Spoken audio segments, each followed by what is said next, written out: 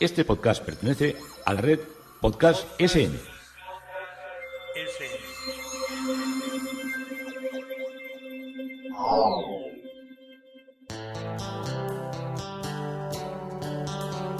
Historia con sentido. Un podcast realizado y presentado por Juan Carlos González.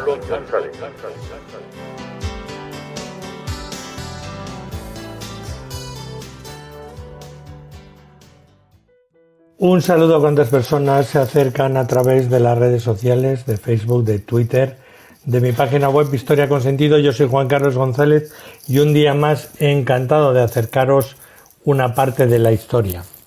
Hoy el tema propuesto es el retablo mayor de Gumiel de Izán. Hemos visto esa magnífica portada que casi nos recuerda a un bello retablo en el exterior a raíz de todo lo que ha sido esa importancia de relacionarlo con el templo nabateo de Petra en Jordania. Y ahora vamos a ver una gran obra que es el retablo interior. Y mientras tanto estamos recorriendo las Islas Canarias, estamos recorriendo nuestros mares de influencia durante la Segunda Guerra Mundial y viendo a submarinos alemanes, italianos, franceses que andaban merodeando, por decirlo así. El Pietro Calvi fue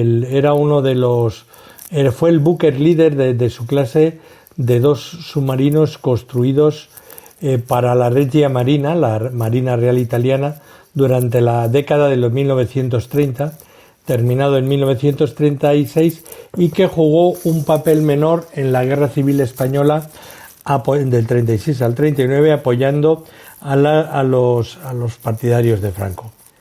El submarino realizó múltiples patrullas en el Océano Atlántico durante la Segunda Guerra Mundial, hundiendo barcos aliados, y el Pietro Calvi al final fue embestido y hundido por una escolta de convoyes británicos en julio de 1942, porque estos cazadores a veces también eran cazados. Durante la Guerra Civil Española disparó sin éxito un par de torpedos, cada uno contra el vapor correo Villa de Madrid y contra el vapor correo Ciudad de Barcelona, durante una patrulla que realizó del 1 al 17 de enero de 1937. Y durante la noche del 12 al 13 de enero bombardeó el puerto de Valencia. La primera patrulla durante la Segunda Guerra Mundial fue desde Liguria hasta el Océano Atlántico y duró del 3 de julio al 6 de agosto de 1940. Después de una revisión en La Spezia, el Pietro Calvi zarpó el 6 de octubre para una segunda patrulla atlántica, llegando a Burdeos, Francia, el 23 de octubre. El submarino sufrió daños por tormentas durante su tercera patrulla frente a las Islas Británicas del 3 al 31 de diciembre, y en la cuarta patrulla estuvo, que es lo que nos interesa, entre las Islas Canarias y las Azores del 31 de marzo al 13 de mayo de 1941. Zarpó el 1 de agosto para una quinta patrulla frente a las Islas Canarias, y durante la sexta patrulla del 7 al 29 de diciembre, el Pietro Calvi, Giuseppe Fanci y Enrico Torcioli rescataron a los marineros del barco comercial hundido Atlantis. Y la séptima patrulla estuvo frente al Brasil del 7 de marzo al 29 de abril del 1942. El submarino partió el 2 de julio para su octava patrulla y el Pietro Calvi fue embestido y hundido el 14 de julio por la balanda británica Ludworth, que pudo abordar brevemente el submarino antes de que se hundiera. Y los barcos británicos rescataron 35 de sus 78 tripulantes, y entre los muertos se encontraba el oficial de mando, el comandante Primo Lorongo. Como veis, no tuvo más suerte el Calvi, que había sido enviado ese mismo mes a Madeira, En consecuencia, en agosto, el alto mando naval italiano solicitó a la alta marina alemana, al comando de la Kriegsmarine, la ampliación a la zona de operaciones en una mayor extensión que abarcara más nuestras Islas Canarias, pero los alemanes desistieron y quisieron centrar más sus operaciones en lo que eran exactamente los alrededores de Inglaterra, que era donde sabían que iban a tener más cacería, por decirlo de alguna manera, donde iban a hundir más barcos. Estas son las historias que os estoy contando, que a mí me parecen absolutamente interesantísimas. Cómo eran esos barcos que apenas tenían 50, 70 metros de largo, donde había que vivir, que era como una casa de 3 pisos metidas en unas pequeñas alturas, y allí tenían que pasar semanas, meses, comer, dormir, hacer sus necesidades. Yo no sé, si estaban donde hacía muy buen tiempo, pues con una cuerda se echarían al agua y se refrescarían, pero si no, aquello tendría que ser absolutamente agobiante. Durante la Primera Guerra Mundial se organizó un servicio secreto de apoyo a la Marina de Guerra alemana que estuvo presente en los puertos, como hemos visto, de La Luz y de Santa Cruz de Tenerife, de los cuales partieron 8 buques para suministrar combustible y provisiones a varios cruceros. A finales de 1916 aparecieron los primeros submarinos alemanes en Canarias, el UC-20, el U-47 y el U-52, los cuales hundieron algunos buques entre las islas o cerca de ellas, como a la barca portuguesa Emilia, hundida por el primero de ellos a unos 18 kilómetros de la isleta. Un incidente más grave tuvo lugar el 17 de enero de 1918, cuando el submarino alemán U-156 y el británico E-48 combatieron en el puerto de Naus, al sur del Hierro. Pero no ha quedado constancia de que ningún submarino alemán recibiera combustible en los puertos isleños. Este servicio secreto de apoyo fue disuelto al final de la guerra, aunque se reconstruyó en la década de 1930, dependiendo de la Abwehr, hasta junio de 1938, cuando se pasó a la sección Ausland del OKW-54, Oberkommando. En noviembre de ese año, la Etape Canaren, constituida por una de las 4 áreas de abastecimiento de la Grostape en España y en Portugal, dirigida por el capitán de fragata Kurt Meyer-Donner, agregado naval en España, y en la que también estaban incluidas la España peninsular, Portugal y el Protectorado de Marruecos.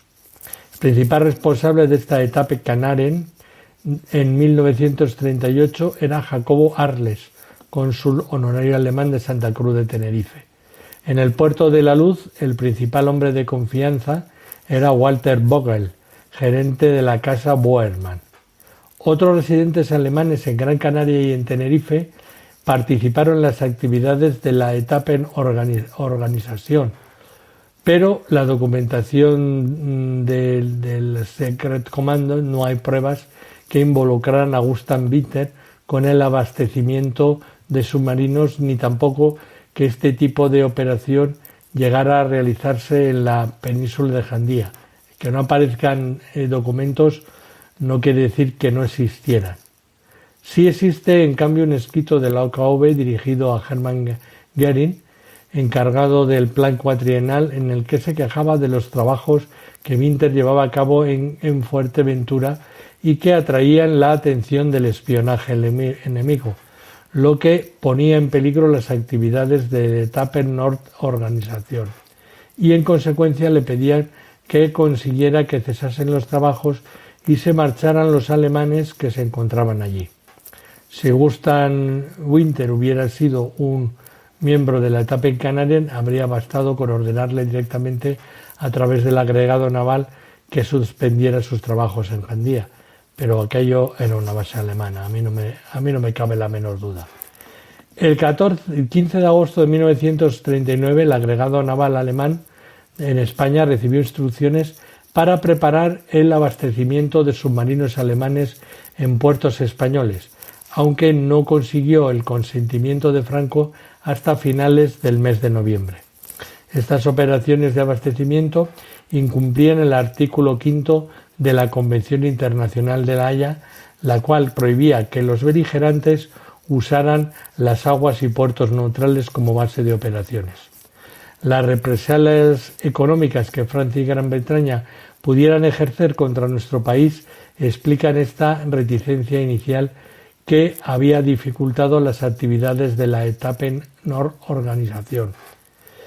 Esta aprovechó algunos de los buques alemanes refugiados en los puertos españoles para estas actividades. En los puertos canarios había una decena de buques alemanes a mediados de septiembre de 1939, de los cuales el petrolero Charlotte Seilman contenía un importante cargamento de combustible. Sin embargo, el barco que debía suministrar gasoil, aceite y víveres a los U-Boot fue el Corrientes, un carguero modificado para realizar operaciones y del que se esperaba que levantara menos sospechas que el uso del petrolero. El abastecimiento de los submarinos alemanes en nuestro país comenzaron la noche del 30 al 31 de enero de 1940, cuando el U-25 se abasteció en Cádiz, pero el hundimiento del vapor español Banderas por un submarino alemán, el incidente de Anmark y el temor de posibles represalias británicas interrumpieron las operaciones hasta el mes de junio. Y hasta aquí nos está trayendo estas interesantes historias de bases, de alimentación y de buques que contribuyeron y estuvieron alrededor nuestro durante la Segunda Guerra Mundial. Pero vamos sin solución de continuidad a el retablo mayor de la iglesia de Gumiel de Izán. Si ya en el exterior nos quedamos sin aliento ante una imponente fachada principal, nada más entrar el retablo mayor, la joya de la iglesia, nos atrapa sin remedio, elevando nuestra vista hacia la monumentalidad y hacia ese último tramo de la nave central que conforman un presbiterio plano que no llama demasiado la atención porque casi nos pone a la misma altura del suelo. Antaño la obra estaba todavía más alta, sobre 7 gradas, pero en el año 1775 don Bernardo Antonio Calderón, obispo de Osma, ordenó rebajarlas a únicamente 2, y el vacío que eso generó se cubrió con un zócalo con sendas puertas doradas, fingidas imitación del resto de la obra, pero hoy también retirado y sustituido por otro más simple de madera. El retablo, realizado en nogal y con relieves policromados y dorados, es obra de la escuela burgalesa tardogótica, fechado, según se deduce del ático, entre fines del siglo XV y comienzos del XVI, pues bajo la Virgen y San Juan de Evangelista aparecen respectivamente los escudos de los obispos de Osma, diócesis a la que dependía la parroquia, de Alfonso Ulloa Fonseca de Quijada, que lo fue de 1495 a 1505, y de don Alfonso Enríquez, que lo fue de 1506 a 1523. Se organiza mediante una pradela con 5 calles, 4 cuerpos y áticos, con escenas relacionadas con el ciclo iconográfico de la vida de Jesucristo y la glorificación de la Virgen, enmarcadas por delicados doseletes. La calle central representa el nacimiento, la asunción y la coronación de la Virgen, y las escenas de las calles laterales, cuya lectura se inicia de arriba abajo y de izquierda a derecha, muestran la Anunciación, la Natividad, la Epifanía, la circuncisión, Jesús ante los doctores, la Última Cena, el beso de Judas, camino del Calvario, la crucifixión, el llanto de Cristo muerto, el Santo Entierro y la resurrección. Impresionante, es una pieza que nos deja absolutamente estupefactos por la belleza, por la brillantez, por la limpieza que tiene la obra. Llama mucho la atención el entierro y la resurrección de Cristo. En esta predela también nos encontramos con los relieves con los 4 evangelistas como portadores de la doctrina de Cristo, y en su tiempo se cree que flanqueaba una escena que en la actualidad se expone en la sacristía, aquí sustituida por una virgen románica. Los evangelistas San Marcos y San Mateo, en este recuadro central le faltaba el doselete, que sería eliminado cuando a mediados del siglo XVIII se ubicó un ostentorio, hoy también en la sacristía, que al retirarse de nuevo, junto con el sagrario del mismo, se había colocado debajo y se pudo así reconstruir el doselete. Si en la actualidad se colocara la escena, no se vería la parte superior, así que existen dudas sobre cuál era o cuál podía ser su emplazamiento real. El ostensorio fue colocado en el retablo, ya os digo, a mediados del siglo XVIII, y hoy se encuentra en la sacristía. También en la sacristía hay una ascensión, una escena muy bonita.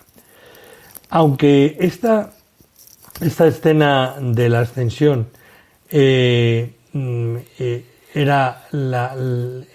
podía haber estado en la calle central, podía estar protagonizada por la Virgen, cuya advocación es la advocación del templo, con el nacimiento, la asunción y la coronación. Pensamos que puede tratarse más de una escena de Pentecostés, en el Evangelio, en que la Virgen también tiene un gran protagonismo y en el que las llamas que lo identifican iconográficamente pudieran haberse perdido, porque este es un elemento que nos falta en la iconografía. Siempre es importante, cuando estamos hablando de todos estos retablos, de todas estas iglesias, referirnos al monasterio de San Pedro, a Lope de Osma y otros personajes. Es posible que Lope, el maestro de obras de la Catedral de Burgos de Osma, dejaste también sus huellas en la obra del monasterio de San Pedro, y su presencia en la documentación del monasterio nos indice a plantear la hipótesis. La documentación que hay sobre el monasterio de San Pedro de Gumiel aparecen diversos personajes que son claves para dilucidar algunas incógnitas. En primer lugar, el canciller don Juan Domínguez, de quien el catálogo antiguo de obispos de Burgosma nos lo cita.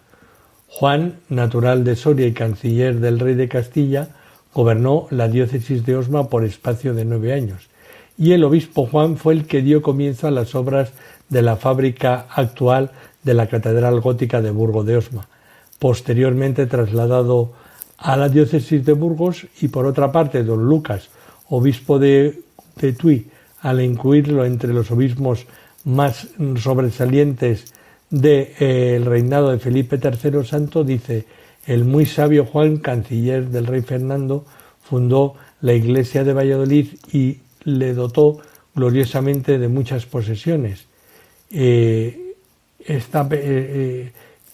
Pasando el tiempo, fue hecho obispo de Osma y edificó la gran iglesia de Osma.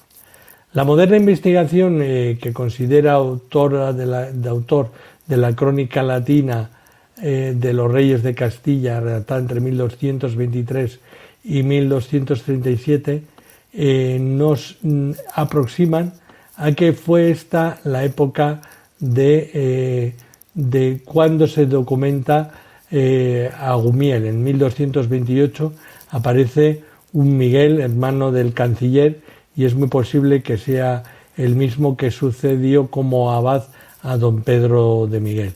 Aquí se están cruzando los abades de Bonaval con los abades de Miguel, con los abades que tuvieron una importancia poderosa al tener el señorío de la Aguilera, que era uno de los territorios más importantes y más ricos en esta comarca. Otro personaje influyente fue Fray Domingo de Soria, influyente en el monasterio de San Pedro de Gumiel, que después de ejercer el cargo de notario real vistió el hábito cisterciense en San Pedro de Gumiel. Asistió también a la inauguración del monasterio de Villamayor de los Montes y aparece en la documentación en que en 1222 se hace la donación de la reina de León Doña Urraca a la comunidad del monasterio de las Huelgas de muchas haciendas para la fundación del monasterio de Vileña.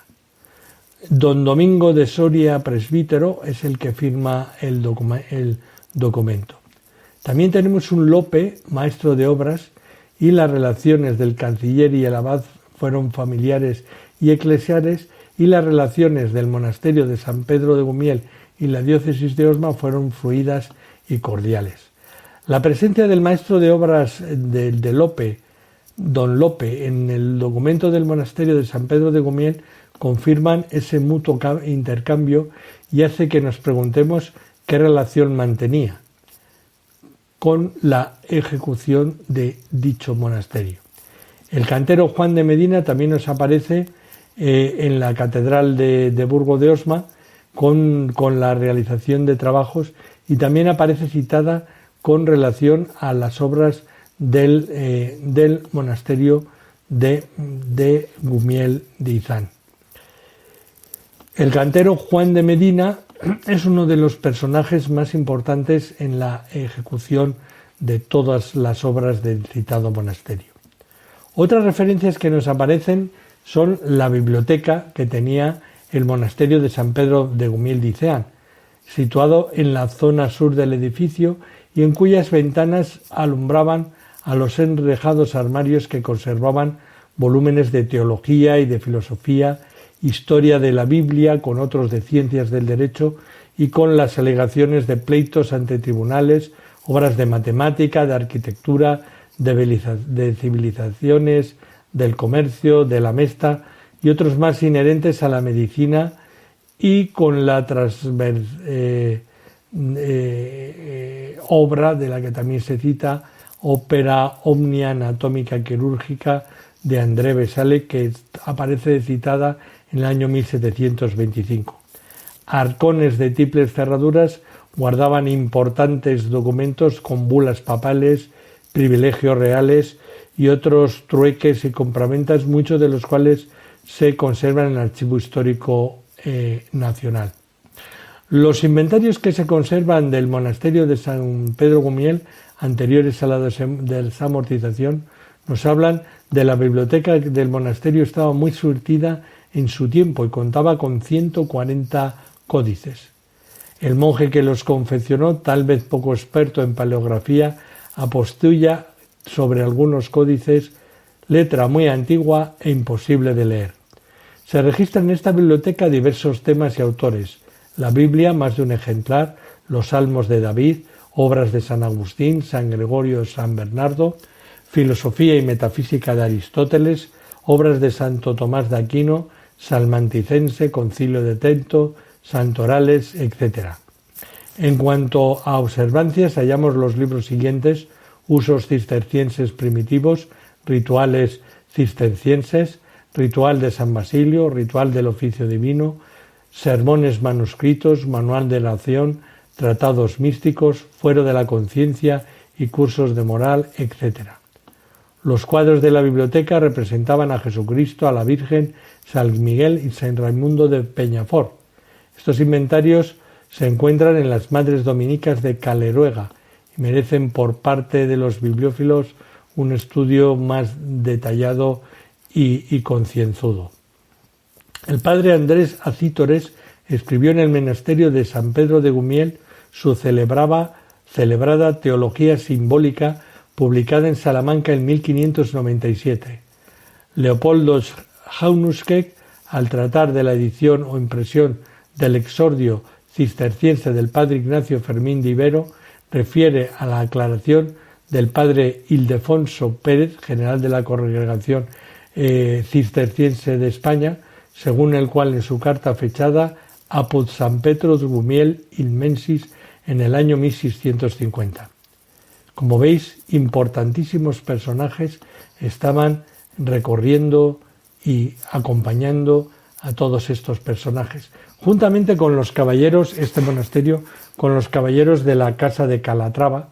En el año 1157 los templarios temían no poder defender contra los almohades el castillo de Calatrava la Vieja, que este año pasado he tenido la dicha de visitar, y lo entregaron al rey Sancho III el Deseado, que lo fue de 1557 a 1558, quien lo ofreció a cualquiera que se encargara de defenderlo.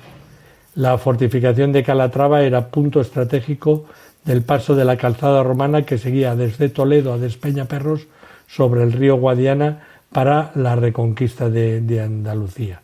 San Raimundo, que era abad del monasterio cisterciense de Fitero, estimulado por un monje suyo, Diego Velázquez, monje castellano de la Bureba, avezado a la guerra, aceptó en 1158 el castillo y lo fortificó con mercenarios y provisiones de Fitero y con muchos toledanos atraídos por la promesa de indulgencias.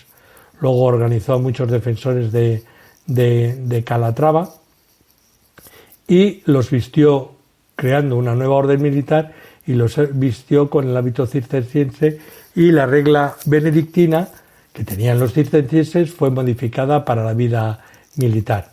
A partir de ese momento la orden militar recibiría el nombre de su asentamiento, Orden de Calatrava, y pasaba a desempeñar un papel importante en la Reconquista.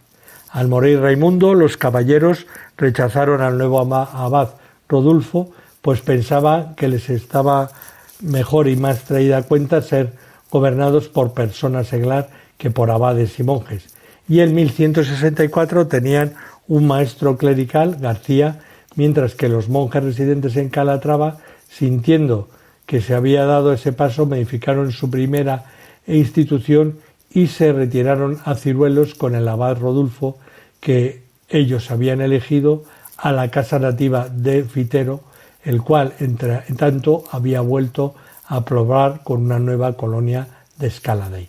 Estas disensiones prueban, sin embargo, que la caballería, falta de espíritu ascético y organizador de los monjes, no era capaz de subsistir por sí sola. García, el primer maestro elegido, se dirigió al capítulo general de Citeaux en Francia y consiguió que se le diese una regla de vida y se le nombrase abad de Escaladier en la diócesis de Tarbes para que patrocinase a la nueva orden. Y el capítulo, a través del abad de Escaladei, acuerda admitirlos en comunión de los beneficios de nuestra orden, no como simples amigos asociados, sino como verdaderos hermanos. Y es también desde aquí, desde este influjo, donde aparece la relación entre el monasterio cisterciense de San Pedro, entre la fundación de la Orden de Calatrava. Y aquí nos ha traído este recorrido final al retablo mayor de Gumiel de Izán y nos deja con ese sabor de boca que Gumiel de Izán no solo es vino, no solo es cordero, no solo es una visita para respirar el puro aire burgalés, sino que es una verdadera joya que invito a visitar desde aquí, desde Historia con Sentido. Juan Carlos González, un día más encantado de haberos acercado esta parte de la historia.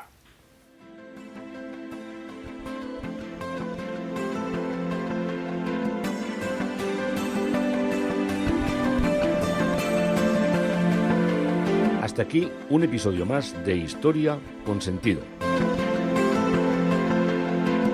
El podcast que te habla de historias de la historia, sucesos, eventos, como si el ayer fuera hoy. Síguenos a través de iTunes, Spreaker o iVoox. Contacta con nosotros por correo electrónico escribiendo a podcast@historiaconsentido.com. Nuestra web www.historiaconsentido.com. Y en Twitter nos encontrarás como @historiasentido. Este podcast pertenece a la red Podcast SM.